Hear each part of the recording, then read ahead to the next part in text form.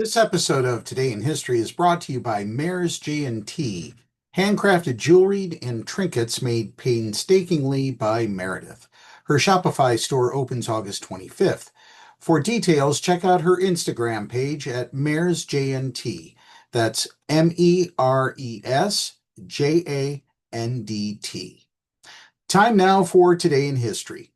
On August 19th, 2010, the last American combat brigade exited Iraq 7 years and 5 months after a U.S.-led invasion marked the beginning of the Iraq War.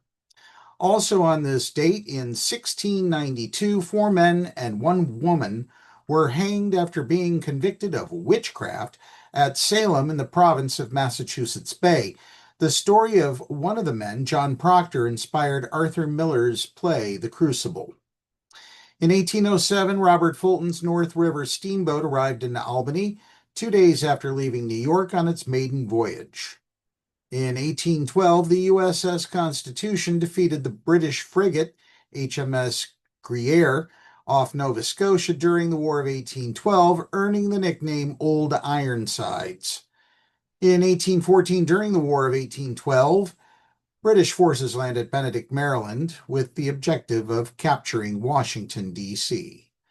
In 1854, 31 U.S. soldiers were killed after one of the soldiers fatally shot Brule Lakota chief Conquering Bear, sparking the First Sioux War.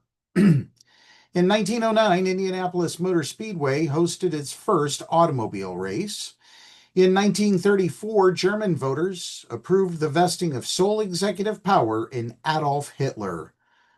In 1955, torrential rains caused by Hurricane Diane resulted in severe flooding in the northeastern United States, claiming some 200 lives. In 1960, a tribunal in Moscow convicted American U-2 pilot Francis Gary Powers of espionage. Although sentenced to 10 years imprisonment, Powers was returned to the United States in 1962 as part of a prisoner exchange.